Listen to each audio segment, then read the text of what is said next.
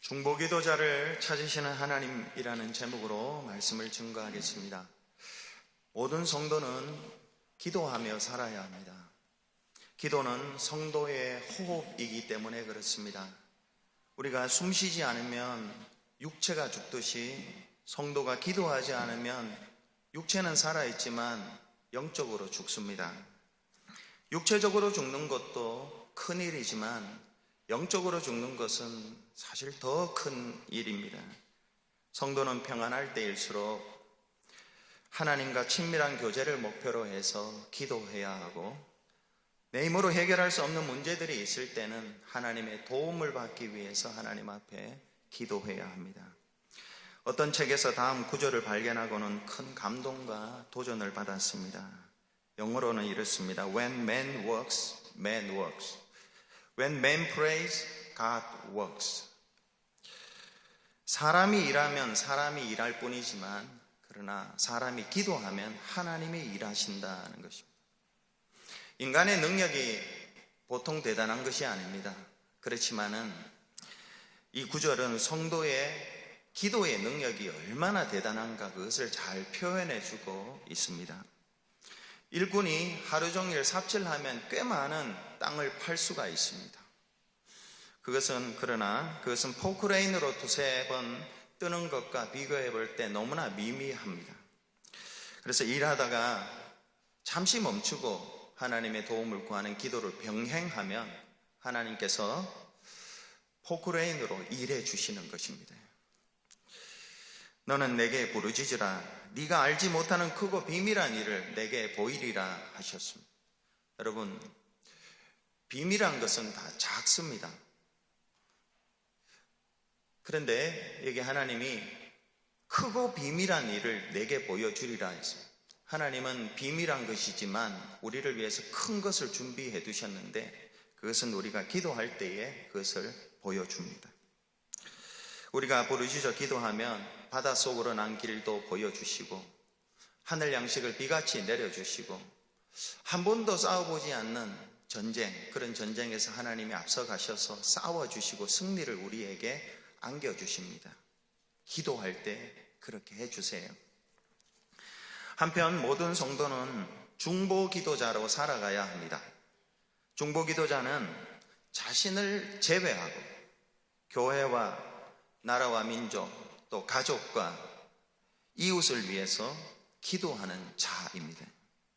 세상 말로 하면 중보기도자는 상당히 통이 좀 큰 사람들입니다. 소화를 버리고 전체를 위해서 기도하는 것입니다.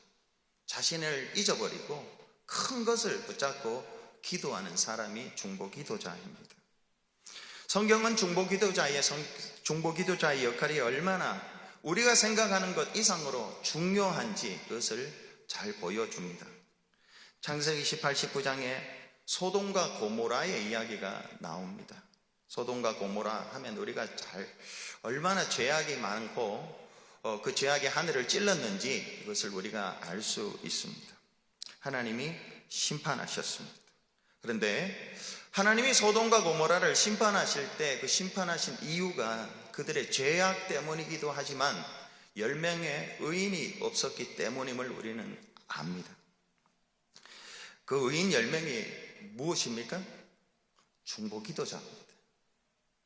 중보기도자, 그 의인이 중보기도자입니다. 하나님 앞에서 자기 민족을 위해서, 자기 가족을 위해서, 교회를 위해서 했던 그 10명의 중보기도자가 없었기 때문에 하나님이 할 수 없이 소돔과 고모라를 심판하실 수밖에 없었습니다. 중보기도자가 얼마나 중요한지 이 성경은 우리에게 가르쳐 줍니다. 세계 지도의 형태가 1990년을 기점으로 해서 많이 바뀌었습니다. 1990년 이전에는 소련이라는 거대한 땅덩어리가 있었습니다. 그러나 90년 이후에는 그것이 점점 세분화되고 15개의 나라로 갈라졌습니다. 사람이 이래서 된 것이 아닙니다. 경제력이 있어서 군사력 때문에 그렇게 갈라진 것도 아닙니다. 중보기도자의 기도 결과였습니다. 얼마나 많은 사람들이 소련이 무너지고 자치국이 세워지기를, 독립하기를 많이 기도했는지 모릅니다. 환경을 바라보면 절망스럽지만은 미련하게 하나님을 믿고 쉼없이 중보기도한 그들의 기도가 응답이 되었습니다. 중보기도는 세계 지도를 바꾸고 새로운 나라들을 세우는, 악한 나라를 무너뜨리고 새로운 나라를 세우는 능력입니다. 중보기도자들이 이렇게 중요합니다. 오늘 첫째로 하나님은 이런 중보기도자를 찾으십니다. 오늘 본문 에스겔서 22장 25절에는 선지자들이 반역한 일에 대해서, 26절에는 제사장들의 범죄에 대해서, 27절은 고관들, 정치인들의 불의에 대해서, 28절은 다시 선지자들의 거짓에 대해서, 그리고 29절은 백성들까지도 불법을 행하고 있다고 하나님은 에스겔 선지자를 통해서 고발하고 있습니다. 한마디로 이스라엘의 정치, 경제, 문화 전반 분야가 모두 썩었습니다. 부패하고 타락했습니다. 하나님은 공의의 하나님이시기 때문에 이 죄악을 그냥 지나칠 수 없었습니다. 심판하시고자 하셨습니다. 그러나 하나님은 또한 사랑의 하나님이시기 때문에 심판을 보류하시고자 한 사람을 찾았습니다. 누굽니까? 중보기도자를 찾았습니다. 에스겔서 22장 30절에 이렇게 기록합니다. 오늘 본문입니다.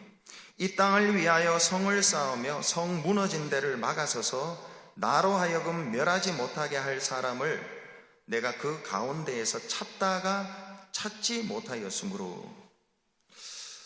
찾다가 찾지 못했어요. 누구를요? 중보기도자를 찾다가 찾지 못했습니다. 그래서 그 결과가 무엇이냐? 31절에 이렇게 기록합니다. 내가 내 분노를 그들 위에 쏟으며 내 진노의 불로 멸하여 그들 행위대로 그들 머리에 보응하였느니라. 주 여호와의 말씀이니라. 여러분, 이스라엘이 멸망한 것은 총체적으로 선지자들, 제사장들, 백성들 모두가 타락했기 때문이기도 하지만, 그러나 그보다 더 큰 이유는 그들을 위해서 기도한 사람 한 사람이 없었기 때문에 하나님이 심판의 손을 거두지 못했습니다. 오늘 본문으로 치면 이 땅을 위하여 성을 쌓으며 성 무너진 데를 막아서서 나로 하여금 멸하지 못하게 할 사람이 없었다는 것입니다. 중보기도자는 이렇게 중요합니다. 이스라엘이 멸망한 것은 소돔과 고모라가 멸망한 이유와 별반 다르지가 않습니다. 여러분, 죄 없는 가족이 어디 있습니까? 죄 없는 공동체가 어디 있습니까? 죄 없는 교회가 어디에 있습니까? 죄 없는 민족과 국가가 어디에 있습니까? 다 죄가 있습니다. 정도의 차이지 모두가 죄가 많습니다. 그럼에도 불구하고 하나님이 지켜주시는 가족이 있고 공동체가 있고 교회가 있고 민족과 국가가 있습니다. 누구 때문에 그렇습니까? 중보기도자가 거기에 서서 가로막고 서서 하나님의 진노의 손을 막는 그런 사람들이 있으면 하나님이 그 공동체를, 그 가족을, 그 교회를 지켜주세요. 모세는 우리가 본받아야 할 아주 중요한 중보기도자입니다. 하나님께서는 모세 한 사람의 기도를 들으시고 멸망받아야 할 이스라엘을 지켜주셨습니다. 시편 106편 23절을 우리 같이 한번 읽어보겠습니다. 집사님 거기 파워포인트 만들어요. 시편 시작.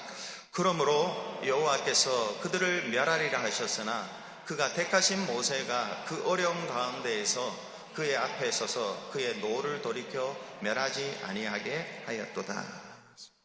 이 이야기의 배경은 우리가 잘 알듯이 출애굽기 32장입니다. 모세가 하나님의 십계명을 받기 위해서 시내산에 올라가 40일 동안 금식 기도하며 하나님과 교제하는 가운데 산 아래에서는 아론의 진두 지휘하에 이스라엘 백성들이 금 귀고리를, 금붙이를 다 모아서 금 송아지를 만들어 놓고 이스라엘 아이는 너희를 애굽 땅에서 인도하여 낸 너희 신이로다. 이게 너희 신이라고 하면서 춤추며 그를 경배했습니다. 하나님이 하늘에서 보시고 진노하셨습니다. 내가 저들을 멸하리라. 모세에게 말하시고 내가 너를 통해서 새롭게 시작하리라. 내가 너를 큰 민족으로 만들어 주리라. 하나님이 이렇게 모세에게 말씀하셨어요. 이때 모세가 하나님, 그래요, 그렇게 하세요. 저들을 멸하시고 저를 통해서 새로운 나라를 한번 만들어 주세요. 이렇게 하지 않았습니다. 모세는 오늘 시편 106편 23절에 기록된 대로 어려움 가운데에서 그의 앞에 서서 하나님의 진노를 가로막는 기도를 하나님 앞에 드립니다. 주님, 진노를 그쳐주십시오. 진노를 그쳐주십시오. 특별히 모세가 드린 중보기도의 특징은 이것입니다. 주님, 저들 대신 나를 죽여주세요. 나를 죽여주십시오. 저들 대신 내 이름을 주의 책에서 제해 주십시오. 이렇게 목숨을 바꾸는 이런 기도를 하나님 앞에 드렸습니다. 이 얼마나 대단한 기도입니까? 하나님도 이 모세의 중보기도를 들으시고 진노의 손을 거두십니다. 중보기도자는 이렇게 중요합니다. 따라서 중보기도자인 우리 모든 성도님들은 수사관처럼 누가 죄를 범했을 때 그 죄를 들추어내면서 찾아다니면서 그렇게 하지 않습니다. 중보기도자는 재판관이 되어서 죄인을 비판하고 판단하지도 않아야 됩니다. 비판하거나 전파, 판단하거나 이렇게 하기 전에 하나님과 그 사람, 하나님과 그 공동체, 하나님과 그 어떤 사람들을 중간에 서서 하나님, 저들을 용서해 주세요. 모세와 같이 내 생명을 데려가 주십시오 하고 기도하는 기도자가 되어야 합니다. 하나님은 이런 자를 찾으세요. 하나님은 이런 교회를 찾으세요. 하나님은 이런 모세와 같이 중보기도하는 사람을 오늘도 찾으세요. 두 번째로 중보기도자는 하나님의 공의도 앞세우지만은 하나님의 긍휼을 의지해서 기도하는 자입니다. 모세 다음으로 성경에서 중보기도자의 대표가 다니엘입니다.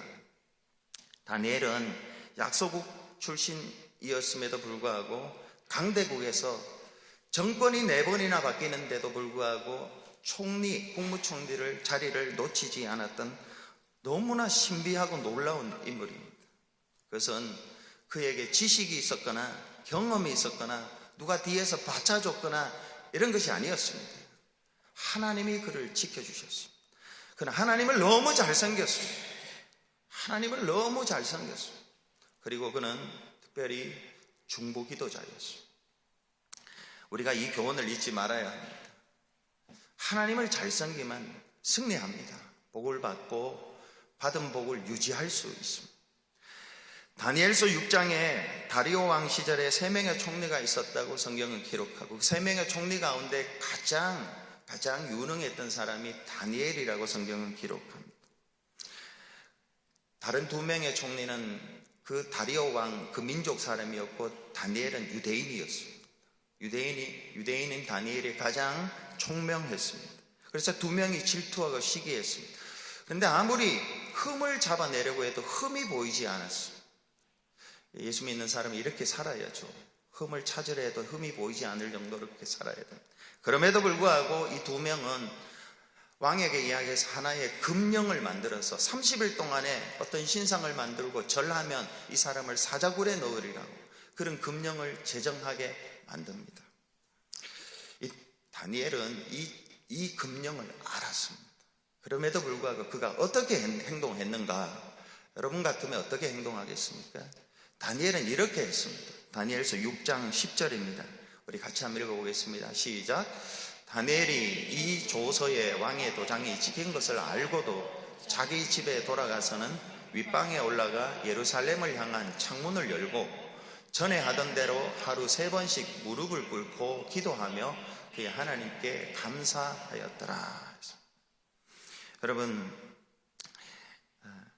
이로 인해서 다니엘은 사자굴에 잡혀 들어갑니다.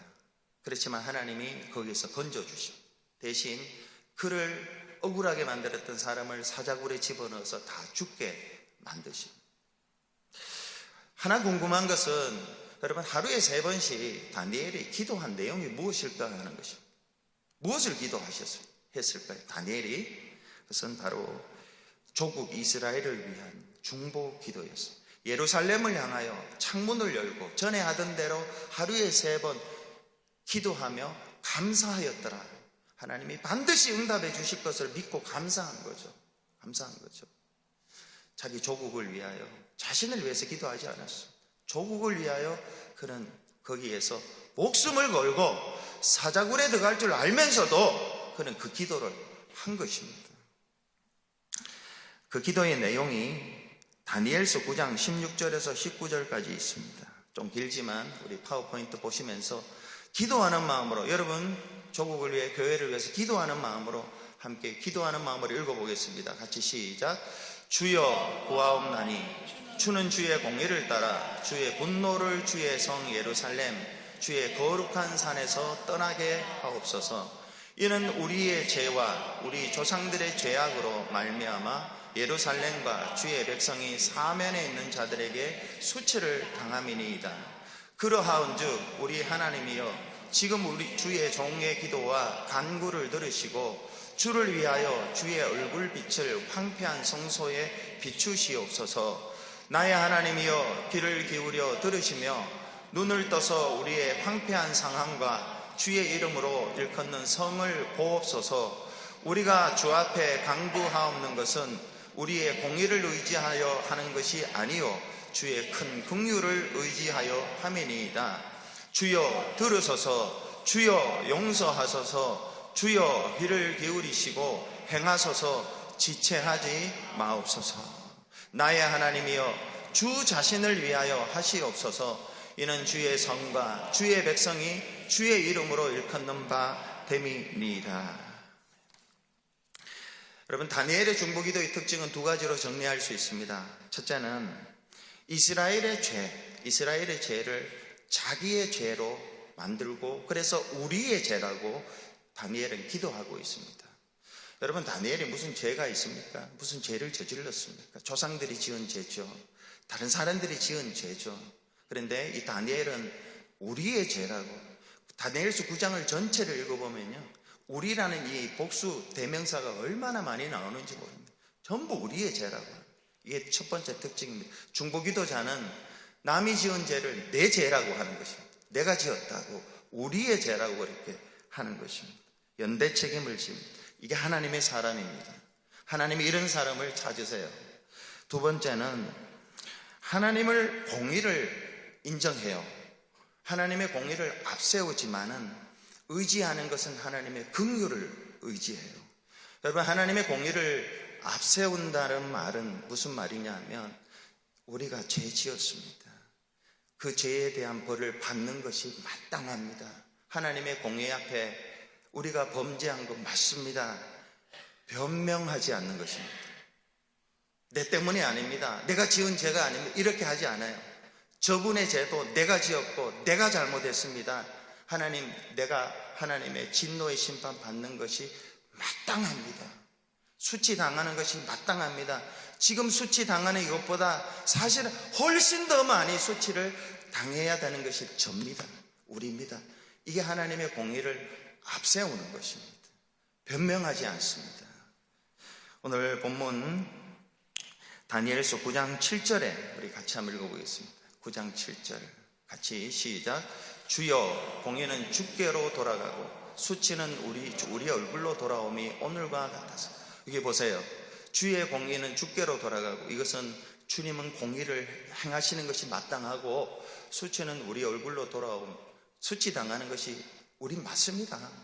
하나님, 제가 이만큼 수치당하는 것, 사실은 더 많이 수치를 당해야 되고 더 큰 어려움이 있어요. 심판을 당하는 것이 마땅합니다. 그리고 9장 9절을 또 읽어보겠습니다. 9장 9절 시작. 주 우리 하나님께는 긍휼과 용서하심이 있사오니 이는 우리가 주께 패역하였음이오며. 공의를 앞세우지만은 다니엘의 지혜는요, 하나님 맞습니다 하지만은 이제 긍휼로 눈을 돌립니다. 하나님, 당신은 긍휼의 하나님입니다. 우리를 용서해 주세요. 우리를 살려주세요. 이렇게 하는 것입니다.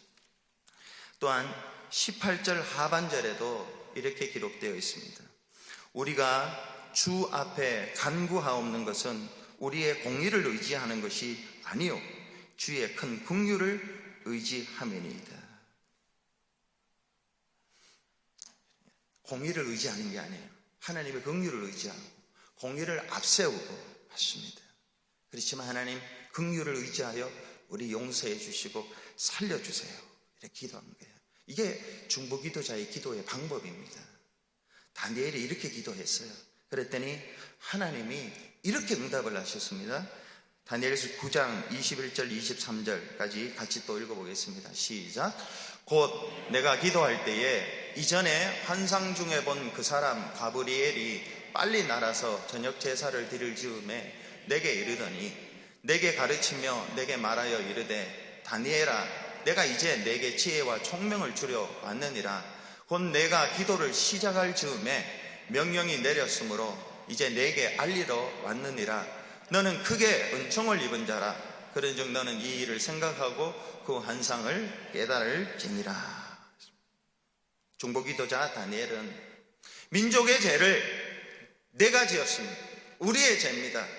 그렇게 붙잡고 하나님 마땅히 심판받아야 할 저희들입니다. 그걸 또 인정하고 변명하지 않고 하나님 그렇지만 하나님은 긍휼이 크신 분이십니다. 우리를 도와주십시오 했더니 기도할 즈음에 가브리엘 천사를 보내서 살려주셨습니다. 하나님은 이런 중보기도자를 오늘도 찾으세요. 오늘 셋째로 하나님께서는 중보기도자가 마땅히 있어야 할 곳에 있지 않을 때에 책망하세요.